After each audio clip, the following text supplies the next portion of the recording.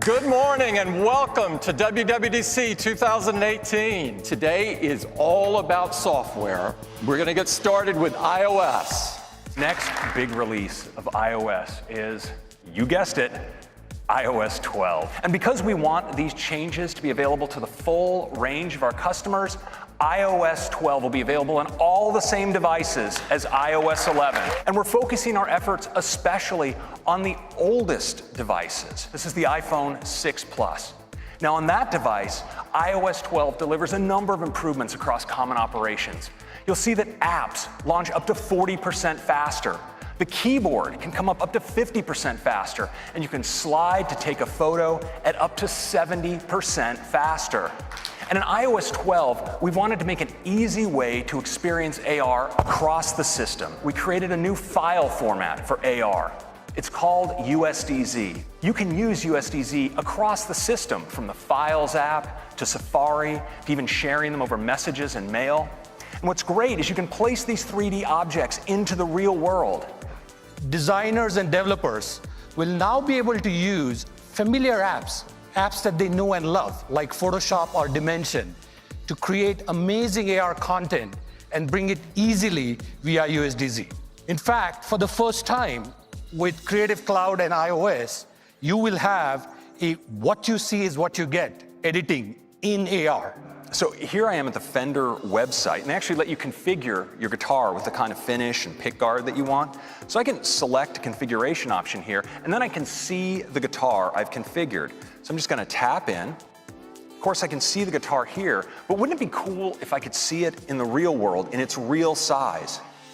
Well, there it is. So we're introducing a new app, and it's called Measure. It makes it really easy to measure objects, detect rectangles and get their dimensions, and measure lines along surfaces. Now, I'm actually in the Measure app.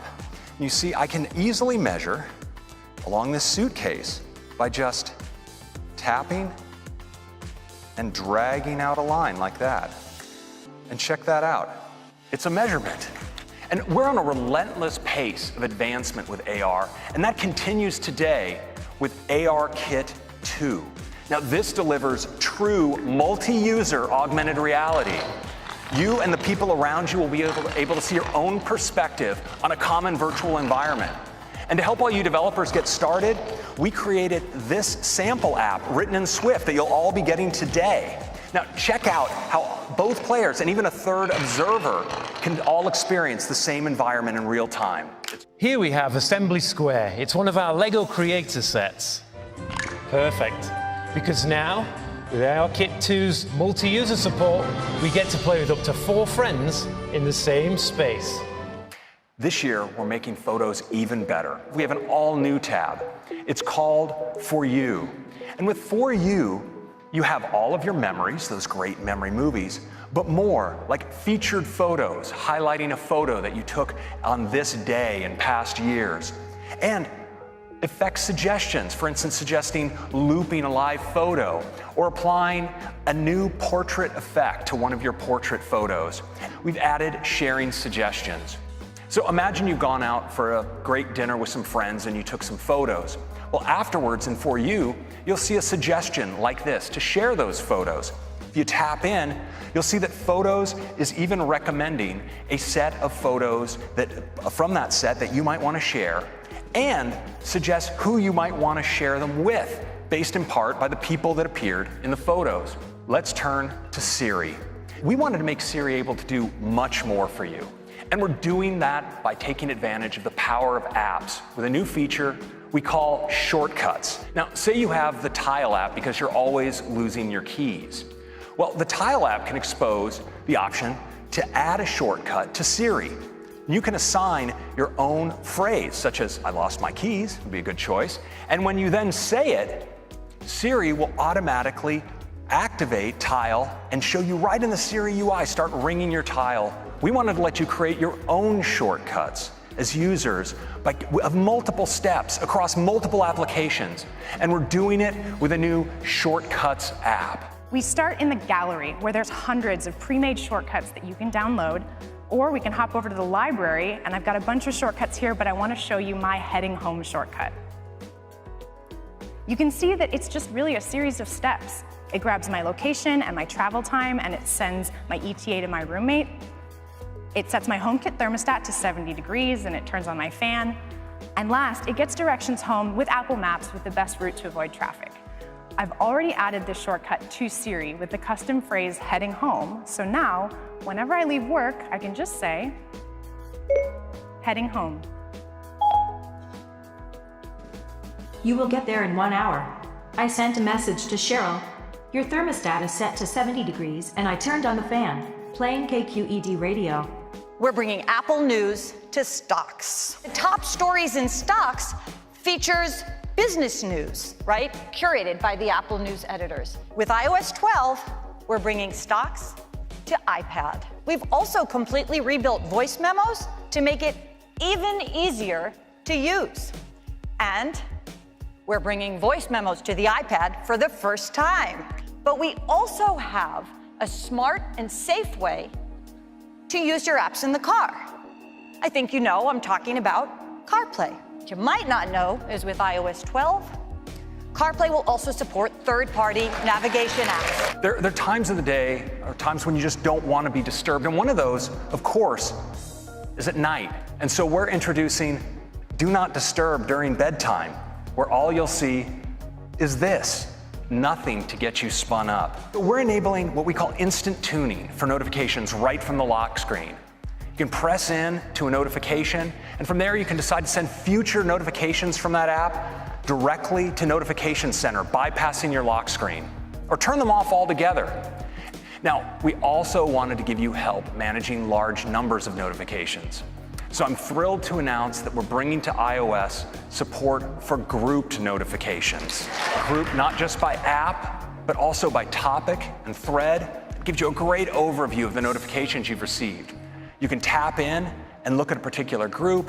And of course, just as important, with a single swipe, you can triage a whole group of notifications away. We wanted to go further, and it's with a feature we call Screen Time.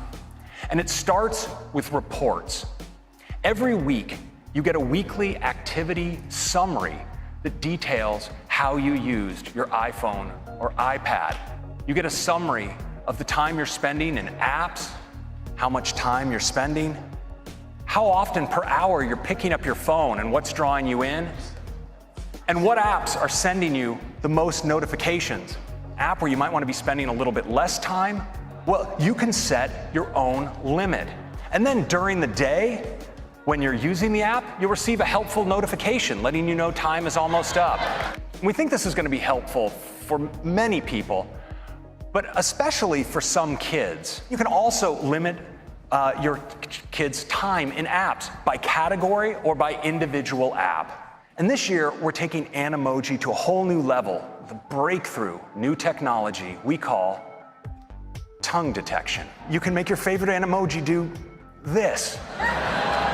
Now, we're also introducing some great new Animoji that I think you're all gonna love, like ghost, koala, tiger, and T-Rex. So I'm thrilled today to announce the arrival of the era of Memoji. With Memoji, you can create your very own personalized Animoji. These Animoji can look like you or the real you.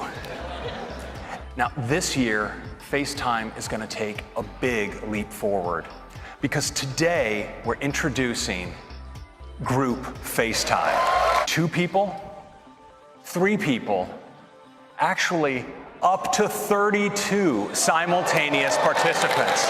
Hey, everybody. Hey. Now check it out. So it's this beautiful FaceTime UI. Next up, I'd like to talk about the Apple Watch. So in WatchOS 5, you can challenge any of your activity-sharing friends to a 7-day competition whenever you would like. Now, there's sometimes when you forget to start a workout on Watch, but you've started working out. And to solve this now, we're adding automatic workout detection. In WatchOS 5, you'll have an entirely new way to communicate on your watch. That's real-time voice, but with the spontaneity of short messaging. And to do this, you just press to talk, and then your friend can hear your voice just like a walkie-talkie. And we're also adding Siri shortcuts. Those shortcuts you saw coming to iOS 12 are also going to be available in WatchOS. So in addition to getting relevant information, you'll also receive predicted shortcuts right on the Siri watch face. So at a wrist raise, you'll be able to directly do things like turn on your leaving home scene or start an outdoor walk. So you no longer need to say, "Hey Siri." You just raise your wrist and talk to Siri. Today, if someone sends you a web link, you aren't able to view it on your wrist. With WatchOS 5, we've integrated WebKit, so now you have the ability to view web content in mail or messages. And now, with WatchOS 5, we're giving you even more to listen to. The Apple Podcasts app is coming to Apple Watch. Now, this is also Pride Month, and we're really excited to introduce an all-new Pride Edition watch band. Next up is Apple TV. Apple TV 4K is bringing you the latest in audio technology. Dolby Atmos. The Apple TV app now offers a huge range of live sports. And we've added live news. And I'm really excited to announce that here in the US, Charter Spectrum will be coming to Apple TV late this year. That means that up to 50 million homes will be able to choose Apple TV to access all their live channels. Next up is the Mac. Our next release of macOS is macOS Mojave. And I'd like to show you a new side of Mojave. We call it dark mode. All of the contents of your desktop are automatically arranged into these stacks. They can be arranged by kind, by date, or even by tag. And we call it desktop stacks. Some great new changes to the Finder. Now we've added an all-new view called Gallery View. And of course, with images, sometimes you want to know more detail about, for instance, how they were captured. And now the new sidebar in Mojave really helps because it now supports full metadata. So for instance, if I have a photo like this and I want to edit it, I don't have to open it and go or do a new app. I can rotate it right here inside the Finder. Now in Mojave, we've made Quick Look more powerful than ever by integrating markup. So you see down here, I have a permission slip in its PDF document. I'm just going to tap spacebar to quick look it. And you notice now I have the option to invoke markup. I click, and now I have access to my markup tools, including my ability to sign this document. And we've made screenshots more powerful than ever. I'm going to screenshot a selection of the page, and I want you to watch what happens in the lower right. I get a thumbnail instantly of that screenshot. And when I double click in, I get an accelerated workflow right into markup where I have access to all of my tools. But we've also added screen capture for video. I'd like to turn to apps. We are bringing news to the Mac. We also have stocks coming to the Mac. We're also bringing voice memos to the Mac. Finally, thrilled to announce Home is coming to the Mac as well. All of your accessories here, you can run your scenes, as well as monitor your video cameras.